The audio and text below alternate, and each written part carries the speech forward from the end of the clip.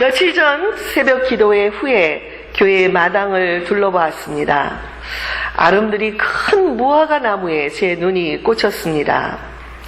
그곳에 열매들이 아주 주렁주렁 매달려 있었습니다.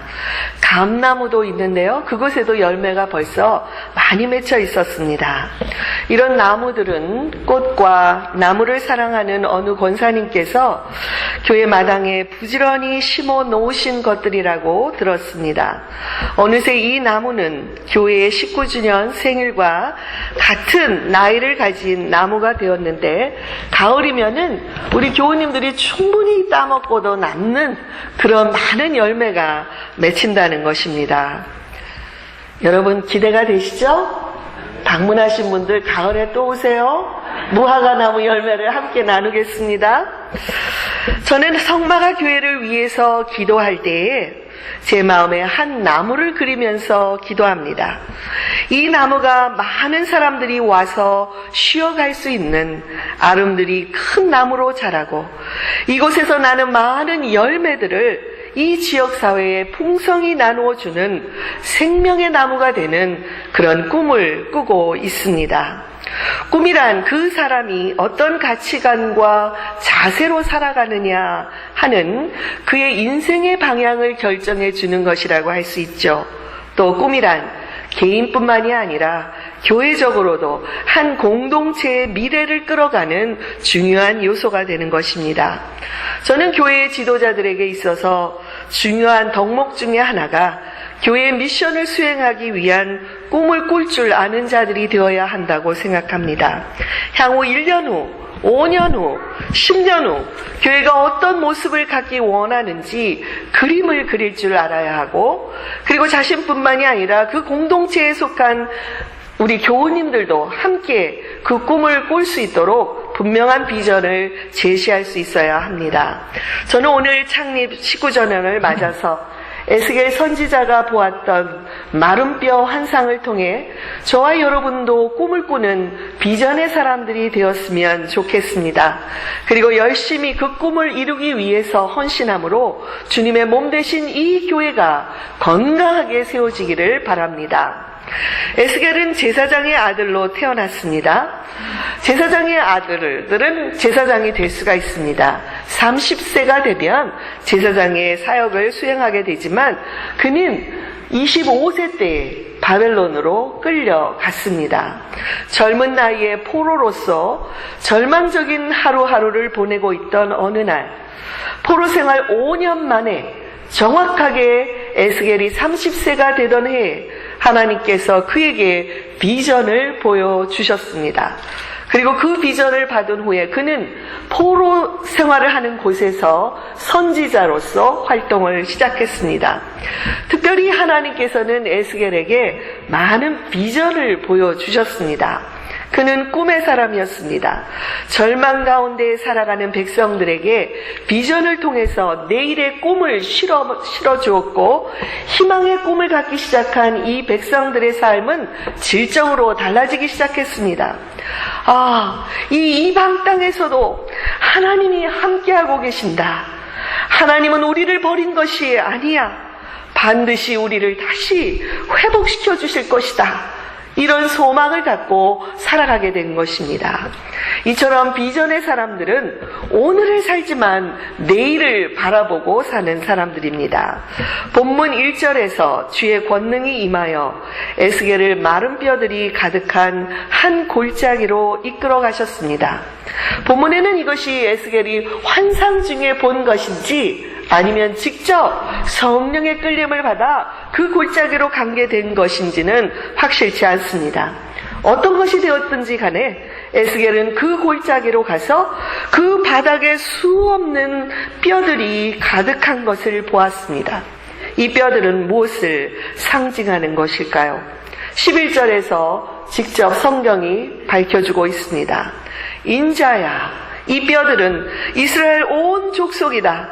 그들이 이르기를 우리의 뼈들이 말랐고 우리의 소망은 없어졌으니 우리는 다 멸절되었다. 그렇게 단식하고 있는구나. 여러분, 이스라엘은 이미 하나님의 심판으로 바벨론 제국의 멸망을 당했습니다. 왕족을 포함해서 귀족들과 모든 백성들이 대부분 이 이국 만리 바벨론으로 포로로 잡혀왔고 남아있는 사람들도 뿔뿔이 흩어져서 비참하게 살아가던 때였습니다. 이런 백성들에게 무슨 소망이 있었겠습니까? 그들의 영적인 상태는 마른 뼈처럼 전혀 생명력이 없었고 다시 조국으로 돌아가서 살 수 있다는 소망까지도 사라진 마치 죽은 것과 같았습니다. 그런데 3절에서 하나님께서 에스겔에게 질문을 하십니다. 인자야, 이 뼈들이 능히 살겠느냐? 이 질문을 받고 에스겔은 고민에 빠졌을 것입니다. 눈에 보이는 뼈들은 너무 말라 있었기 때문에 그 안에 생명력이 없었습니다. 그래서 도저히 살 수가 없을 것 같습니다. 이렇게 대답하는 것이 당연했지만 에스겔의 대답은 주 여호와여, 주께서 아시나이다. 이렇게 대답을 했습니다. 에스겔은 눈에 보이는 대로가 아니라 하나님께서 하실 수 있는 것을 보여주실 것이라는 믿음이 있었기 때문에 당당하게 주여 이 뼈들은 살겠습니다 하지는 못했지만 그가 가진 그 믿음 때문에 주님, 모든 것을 주님이 알고 계시지 않습니까? 라고 대답한 것입니다. 만일 믿음이 없었다면 이 뼈들이 살 것이라고 대언하라는 하나님의 명령에 쉽게 순종하지 못했을 것입니다. 그러나 그는 7절에 하나님이 말씀이 끝난 직후로 바로 명을 쫓아서 그 뼈들을 향하여 대언을 했습니다. 믿음장어라고 불리우는 히브리서 11장 1절에서 믿음은 바라는 것들의 실상이요 보지 못하는 것들의 증거라고 했습니다. 바울 사도는 고린도 후서 5장 7절에서 우리는 믿음으로 살아가지 보는 것으로 살아가지 아니합니다라고 했습니다. 교우 여러분, 우리들도 믿음의 길을 가는 자들입니다. 그래서 보이는 것만을 보거나 그래서 쉽게 낙심하거나 위축되지 말아야 합니다. 어떤 어려운 상황이라도 우리 주님이 간섭해 주시면 놀라운 일이 그 자리에서 일어날 것을 믿어야 합니다. 주님께서 우리를 에스겔처럼 비전의 사람으로 오늘을 살지만 내일을 꿈꾸는 그런 사람으로 축복해 주시기를 바랍니다. 아멘 한 사람들에게 특별히 그렇게 임한 줄로 믿습니다. 감사합니다. 제가 이런 모습을 이전의 교회 분들은 못 보셨을걸요? 성마가 교회 식구들에게만 이렇게 축복으로 내려주십니다. 제가 이렇게 당당하게 말씀의 단에 설 수 있는 것, 하나님이 이곳에 세워주셨기 때문이라고 믿습니다. 마틴 루터 킹 목사가 1963년 3월 8일 그 유명한 워싱턴 대행진 때의 한 연설, 나는 꿈이 있다, I have a dream 이라는 그런 연설을 여러분 기억하십니까? 그 중에 이런 대목이 있습니다. 오늘도 내일도 어려움은 첩첩히 쌓여있다. 그러나 나는 꿈이 있다. 언젠가는 미시시피 주까지도 자유와 정의의 오아시스로 변하리라는 꿈을 가지고 있다. 나는 꿈이 있다. 나의 사남매가 피부의 색깔이 아니라 인격으로 판단되는 그런 나라에서 살게 될 것이라는 꿈이 있다.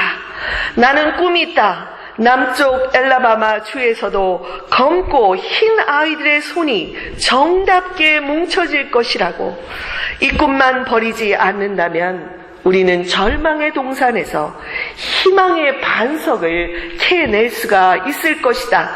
이 꿈만 놓치지 않는다면 미국 내에 꽉 차있는 이 불협화음을 형제의 사랑의 아름다운 심포니로 변화시킬 것이다.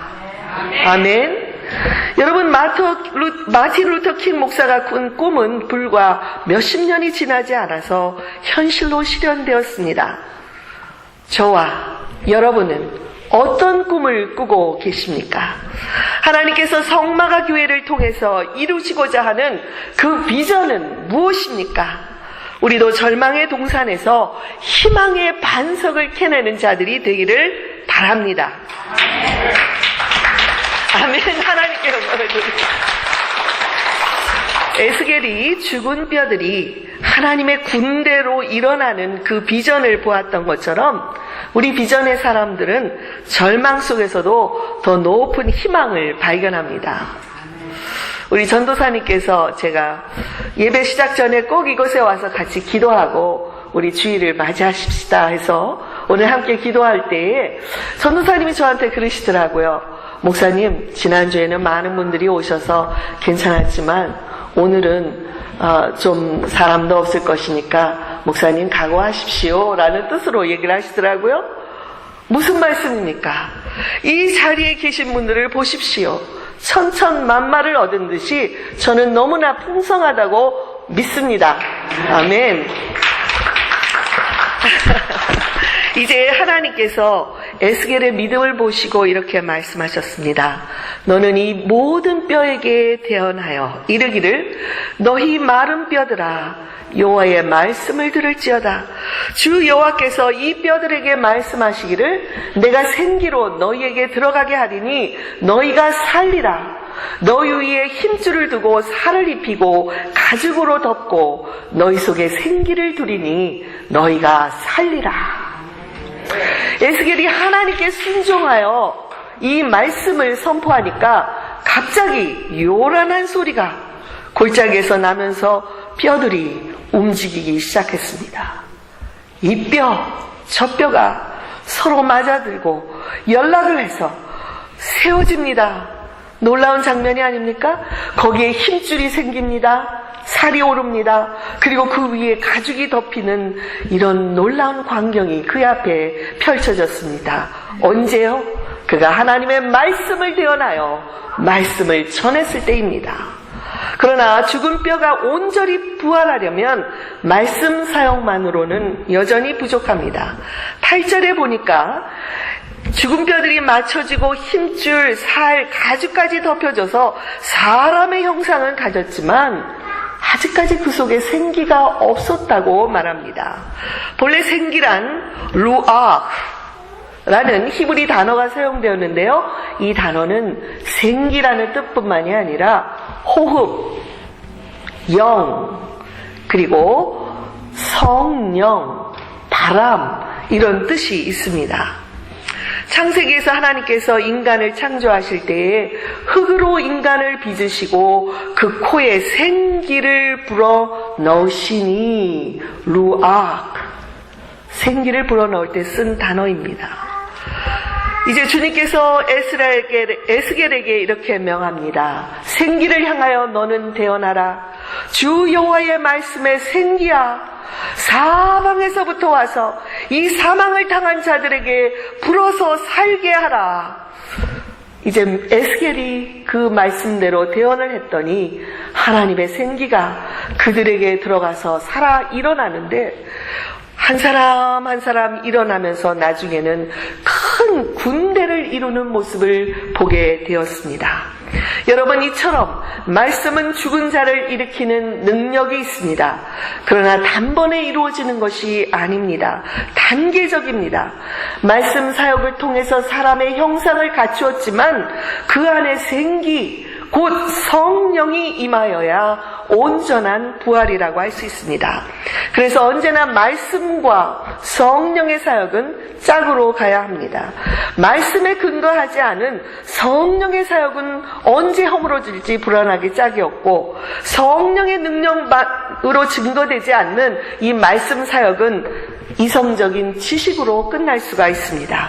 말씀과 성령이 충만할 때에 이런 사람들은 이 세상과의 싸움에서 승리할 수 있는 하나님의 군대로서 살아갈 수가 있는 것입니다. 저는 이 에스겔처럼 절망의 벽을 뛰어넘었던 비전의 사람을 한 사람 더 들라 하면 하박국 선지자를 떠올립니다. 그 역시 하나님으로부터 우상 숭배에 대해서 유다 백성을 멸망시키겠다 하는 말씀을 예언으로 선포하라는 그런 명령을 받았습니다. 그 소리를 듣자 선지자는 나의 창자가 뒤틀린다. 나의 입술이 떨린다. 나의 뼈 속에서부터 썩어 들어간다. 나의 다리가 후들거린다라고 고백할 정도로 낙심을 했습니다. 그러나 그는 언제까지나 주저앉아 있지 않았습니다. 기도하는 가운데 이스라엘이 멸망당하는 것이 하나님의 목적이 아니다. 이것은 그들을 다시 일으켜서 하나님의 백성답게 살게 하려는 하나님의 뜻이 있다라는 것을 깨달았습니다. 그러자 선지자는 새로운 꿈을 꾸기 시작합니다.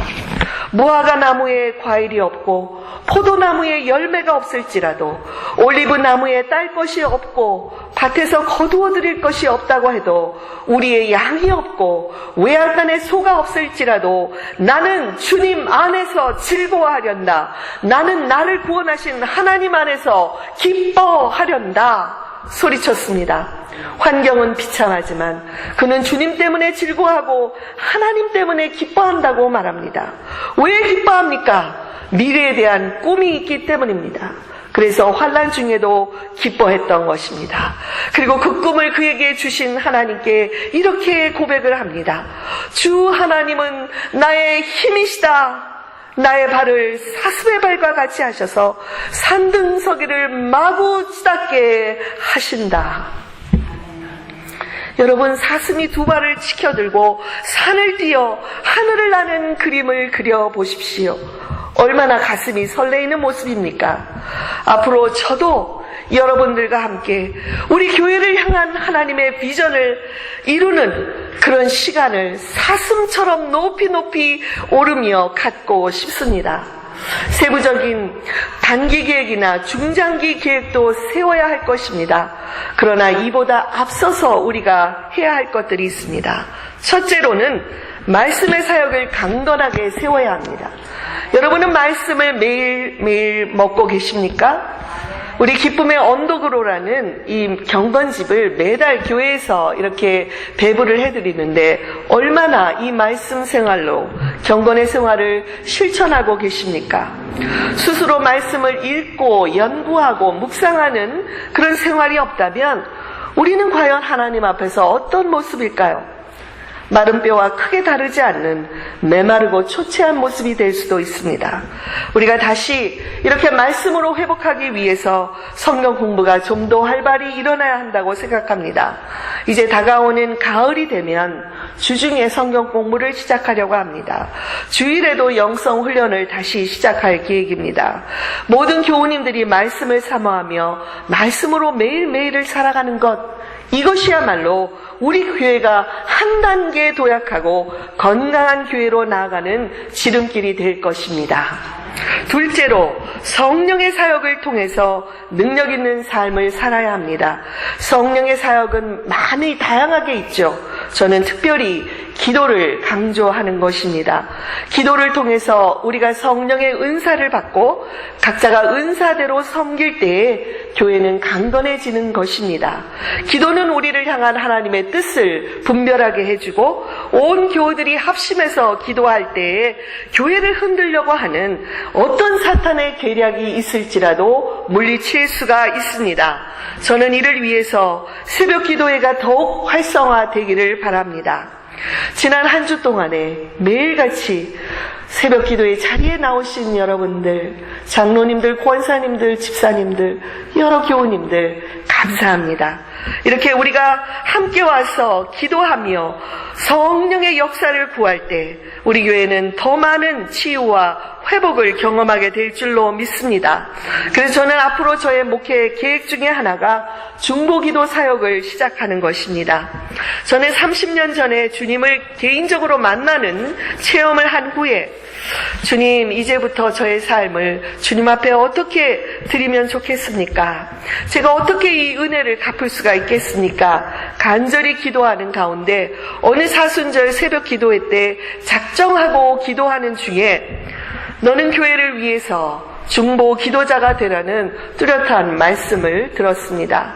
그 이후로 저는 중보 기도를 제 소명으로 알고 언제나 기도가 제 우선순위가 되어 있고 목회자가 되어서 새로운 목회지로 가는 곳마다 중보 기도 사역을 시작해왔고 담당을 해왔습니다. 이제 한 주밖에 되지 않았지만 성마가 교회에도 기도하는 분들이 많이 있다는 것을 알게 되었습니다. 얼마나 든든한지요. 앞으로 이분들과 함께 저는 중보기도 사역을 하게 될 것이고 우리 교회를 더욱더 강건하게 세우게 될 것을 확신하고 있습니다. 우리 권사님 아멘이 박수입니까? 할렐루야! 아멘. 1920년대에 말로리라는 사람이 에베레스트 산에 등산을 했습니다. 1차 도전 실패, 2차 도전도 실패했습니다. 그리고 세 번째 도전을 했을 때에 이 산으로부터 눈사태가 나서 말로리 대장과 여러 대원들이 사고를 당했습니다. 살아남은 등산 대원들이 어렵게 영국에 돌아왔을 때 이들을 위해서 대대적인 환영 겸 위로의 파티가 열렸습니다.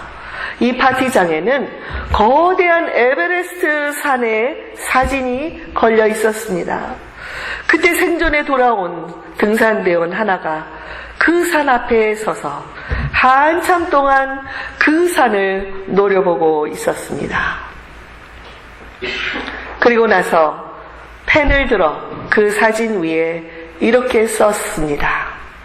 에베레스트여, 너는 3번이나 우리를 패배시켰다.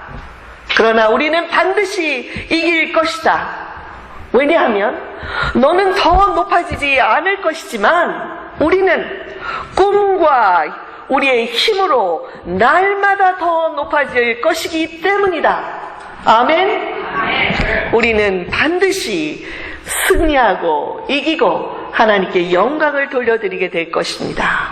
이것은 이긴 게임을 하는 것입니다. 혹시 여러분 가운데 우리 교회에 지금 현재의 약한 현실을 보면서 위축되어 있는 분들이 계십니까? 그렇다면 다가올 창립 20주년, 30주년을 향해서 저와 함께 꿈을 꾸어보십시다. 성마가 교회를 강건하게 세워주시고 주님께서 맡기신 사명을 잘 감당하는 교회가 되는 것이 하나님의 뜻입니다. 이것은 이루어질 수밖에 없는 하나님의 뜻인 줄로 믿으시기 바랍니다. 때로는 약해질 수도 있지요. 그러나 그것은 지나가는 일시적인 것입니다. 오늘 말씀을 통해 주시는 교훈을 기억하십시다. 비전의 사람들은 오늘을 살면서도 내일을 믿음의 눈으로 바라볼 줄 아는 사람들입니다. 그리고 절망적인 현실 속에서도 더 높은 희망의 꿈을 꾸는 자들입니다. 가장 큰 문제는 그 꿈이 사라지고 미래에 대한 소망을 포기하는 것입니다. 오늘 하나님께서 우리 교회를 향해서 말씀하고 계십니다. 내가 생기를 불어넣어 다시 살게 하겠다. 여러분이 생기를 받아 마십시다. 하나님께서 우리에게 부어주시는 성령의 바람이 느껴지십니까? 여러분, 우리를 사슴의 발처럼 높이 들어올리시고 산을 넘게 하시는 하나님의 인도하심이 보이십니까? 그렇다면 하나님을 찬양하십시다. 말씀으로 성령으로 하나님의 꿈을 가진 사람들에게는 어떤 절망적인 산이 가로막는다고 해도 그보다 더 높이 뛰어오를 것이기 때문에 우리는 승리할 것입니다. 꿈을 이룰 것입니다.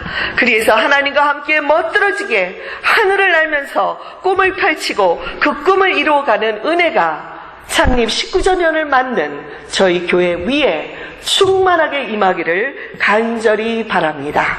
아멘. 기도하시겠습니다.